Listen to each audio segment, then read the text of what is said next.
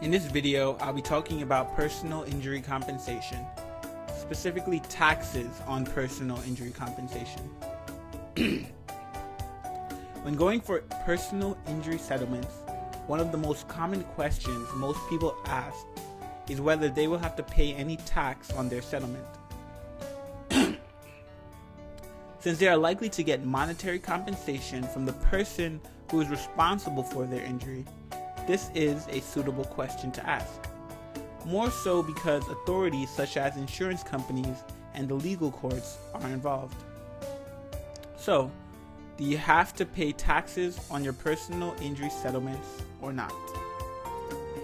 First and foremost, you need to understand what the purpose of the settlement is for you. At its bare minimum, this settlement is for you to cover the expenses you might have incurred in getting treatment for yourself and any treatment you might be going through in order to prevent the injury from aggravating. It is also a kind of compensation for the psychological trauma you will have gone through when you suffered the personal injury and in its aftermath. If you are seeking your personal injury settlement for just these reasons, so for treatment and compensation for your mental turmoil, then you are deservingly asking it. That is the reason why you don't have to pay any taxes on such personal injury settlements. So if your compensation is just for your medical bills and to an extent a way to compensate for your mental trauma following the incident, then you are not liable to pay any taxes. However, personal injury settlement cases can take different forms.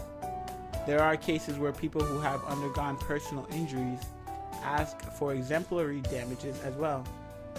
This is when they want certain punitive measures to be employed on the guilty party. Now, if you're going to seek such compensation as well, then you have to pay taxes on them.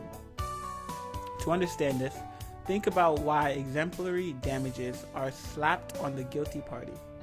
It is so that they are made an example of, and so that the guilty person takes care not to indulge in such acts again. They are not meant to benefit you. That is the reason you will have to pay taxes on any exemplary damages that you might be trying to fork out of the person who is at fault. So, the clear-cut answer to the question of whether you pay taxes on your personal injury compensation is if you are seeking only physical or mental damage compensation, you don't pay any taxes.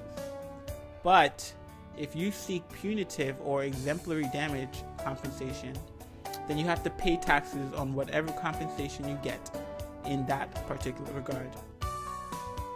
For more information and advice on personal injury claims, please feel free to visit our website at www.unifiedinjury.com.